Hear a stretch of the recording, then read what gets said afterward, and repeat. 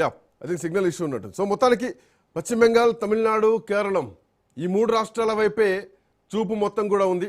Yes, breaking news చూస్తున్నాం. తిరుచి ఈస్ట్లో విజయ్ వెనకంజలో ఉన్నారు. తమిళనాడు పాలిటిక్స్ కొంత ఇంట్రెస్టింగ్గా ఉన్నాయి. ఎందుకంటే విజయ్ ఒక గేమ్ చేంజర్గా మారబోతున్నారా, ఒక కింగ్ మేకర్గా మారబోతున్నారా? ఒకవేళ తమిళనాడులో హంగ్ ఏర్పడితే విజయ్ ఎటువైపు ఉంటారు? ఇదే ఇప్పుడు ప్రధానమైనటువంటి ప్రశ్న.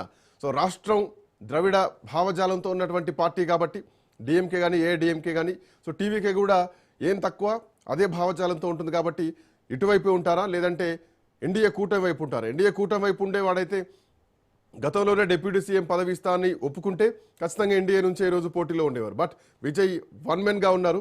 సో వన్ మెన్ ఒకవేళ హంగ్ ఏర్పడితే ఎట్లాంటి పరిణామాలు ఉండబోతుందో చూడాలి. అటు నందిగాంలో సువేంద్ర అధికారి ఆధిక్యంలో కొనసాగుతున్నారు. భవానీపూర్లో మమతా బెనర్జీ కొంత వెనుకంజలో ఉన్నట్టుగా కనిపిస్తోంది.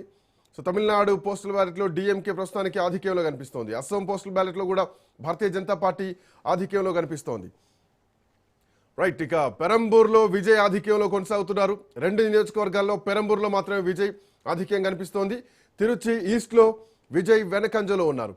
కమింగ్ టు పశ్చిమ బెంగాల్లో సో టీఎంసీ 102 స్థానాల్లో, భారతీయ జనతా పార్టీ 105 స్థానాల్లో కనిపిస్తోంది. పశ్చిమ బెంగాల్లో బీజేపీ మొత్తానికి బీజేపీ కొంత లీడ్ అయితే కనిపిస్తోంది. బ్యాలెట్ బాక్సుల్లో ఈవీఎంలో ఏం నిక్షిప్తమై ఉంది, ప్రజా తీర్పు అయితే కనిపిస్తోంది.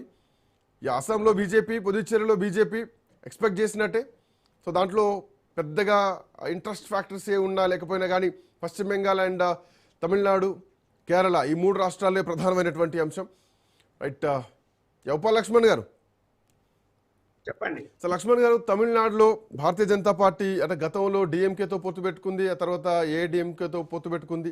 సో ఎన్నికల ముందు కూడా ఏఐడిఎంకేతో పొత్తుంది, ఆ తర్వాత పొత్తు చీలిపోయింది. ఆ తర్వాత అన్నమలై రాష్ట్ర అధ్యక్షుని చేశారు. రాష్ట్ర అధ్యక్షుని చేసిన తర్వాత బీజేపీకి ఏఐడిఎంకి మధ్య ఒక శత్రుత్వ భావం వచ్చింది, అన్నమలై వ్యవహార శైలి ఏదైనా కానీ. సో అట్లాంటి పార్టీయే మళ్ళీ అన్నమలైని తప్పించారు, ఆ తర్వాత నయనా నాగేంద్రని పెట్టారు. సో ఇప్పుడు బీజేపీతో ఏఐడిఎంకే కలిసి పోటీ ప్రయాణం నడుస్తోంది. బట్ ఎప్పుడు చూసుకున్నా కానీ బీజేపీ చరిత్ర ఒక 4-5 స్థానాలకు మించి సొంతంగా గెలిచినటువంటి దాఖలాలు లేవు తమిళనాడులో. సో ఈసారి ఏమైనా కొంత ఎఫెక్ట్ ఉండేటువంటి అవకాశం ఉంటుందో? బీజేపీ ప్రయోగాన్ని ఎట్లా చూడాలా? ఏం ఎఫెక్ట్ ఉండకపోవచ్చు. ఎందుకంటే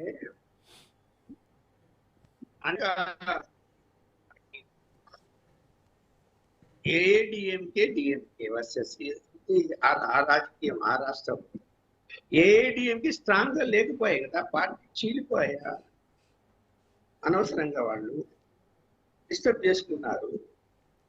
సరే, ఇప్పుడు బీజేపీకి విధి లేదు కాబట్టి ఏఐడిఎంకే పొత్తులోకి వెళ్ళి పోటీలోకి వెళ్ళి ఈవెన్ 2024 లోక్సభ ఎన్నికల్లో బీజేపీ చిన్న చిన్న ప్రాంతీయ పార్టీలతో పొత్తు పెట్టుకున్నా కానీ ఒక్క స్థానం కూడా గెలవలేకపోయింది. ఈవెన్ అన్నమలై కూడా పోటీ చేసి ఓడిపోయారు. సో అలాంటి పరిస్థితుల్లో నేను బీజేపీ పెద్దగా గెయిన్ చేస్తుందని అక్కడ నేను అనుకోవటం లేదు. అక్కడ కాకపోతే ఏంటంటే అధికారంలో ఉంటూ బలహీనంగా ఉన్నటువంటి ఏఐడిఎంకేను కంట్రోల్ చేయటం అన్నది డిఎంకేకి పెద్ద పని అయితే కాదు. అక్కడ బీజేపీ స్ట్రాంగ్ గా ఉండి పోనీ బీజేపీలో ఫోకస్ లీడర్ అన్నామలని తీసుకొచ్చారు, మళ్ళీ అతన్ని డౌన్ చేశారు, అధ్యక్ష పదవి తొలగించారు, ఏ పదవి లేదు, అది కొంత ఇప్పుడు పోటీ కూడా చేయటం లేదు. ఇతర నాయకత్వం ఆయన విషయంలో ఏం చేయాలనుకుందో ఏమి క్లారిటీ లేదు. జనం ఇవన్నీ ఆలోచిస్తారు కదా. ఇప్పుడు కేవలం మతపరంగా, భాషాపరంగా ముందుకు వెళ్ళాలని అనుకుంటే అక్కడ సాధ్యం కాదు. అక్కడ మతపరంగా పోవాలంటే సాధ్యం కాదు. ఇప్పుడు బెంగాల్లో రైట్, సమ్ సిగ్నల్ ఇష్యూ ఉన్నట్టుంది. Anyway, thank you so much Lakshman గారు, థ్యాంక్స్ ఫర్ జాయినింగ్. సో తనకి పెరంబూర్లో ఆధిక్యంలో కనిపిస్తున్నారు విజయ్. సో పశ్చిమ బెంగాల్ వైపే దేశం మొత్తం కూడా చూస్తుంది. అటు పశ్చిమ బెంగాల్లో మమతా బెనర్జీ ఈసారి పోటాపోటీ నెక్ ఆఫ్ ది ఫైట్ అయితే ఇస్తోంది. టీఎంసీ 105 స్థానాలతో ముందంజలో ఉంది. భారతీయ జనతా పార్టీ 106 స్థానాల్లో ఉంది. ఒక్క స్థానం అటు ఇటుగా కొంత దోబూచులాట అయితే కనిపిస్తోంది. కాంగ్రెస్ పార్టీ కేవలం 3 స్థానాల్లో మాత్రమే పశ్చిమ బెంగాల్లో ఆధిక్యంలో కనిపిస్తోంది. ఇక కమింగ్ టు తమిళనాడు విషయానికి వస్తే డిఎంకే 104 స్థానాల్లో ఆధిక్యంలో ఉంది. ఏఐడిఎంకే కేవలం 27 స్థానాల్లో మాత్రమే ఉంది. విజయ్ ఇక్కడ కొంత చేంజ్ ఓవర్ కనిపిస్తోంది. 3 స్థానాల నుంచి 20 స్థానాల్లోకి వచ్చేసారు. అంటే ఏఐడిఎంకేకి కొంత రీప్లేస్మెంట్ లాగా పోస్టల్ బ్యాలెట్లో కనిపిస్తోందా? విజయ్ వైపు చూసారా? 20 స్థానాల్లో విజయ్ ఆధిక్యంలో కనిపిస్తున్నారు. సో తమిళనాడులో ఒక గేమ్ చేంజింగ్ మూమెంట్ అయితే స్టార్ట్ అయిపోయింది. ఏఐడిఎంకే 104 స్థానాల్లో గెలవాల్సింది, అంటే మ్యాజిక్ ఫిగర్ రావాల్సింది 118, 234 స్థానాల్లో 118 స్థానాల్లో గెలిస్తే డిఎంకే అధికారంలోకి వస్తుంది. రైట్, మొత్తానికి తమిళనాడు విషయానికి వస్తే టీవీకే కొంత ఇంట్రెస్టింగ్ ఫ్యాక్టర్ కనిపిస్తుంది. కమింగ్ టు కేరళ విషయానికి వస్తే 64 స్థానాలతో ఎల్డీఎఫ్ వెనుకంజలో ఉంది. యూడీఎఫ్ 71 స్థానాలతో ముందంజలో ఉంది. రైట్, ఇక అస్సాం విషయానికి వస్తే 61 స్థానాల్లో బీజేపీ ముందంజలో ఉంది. కాంగ్రెస్ పార్టీ కేవలం 9 స్థానాల్లోనే ఉంది.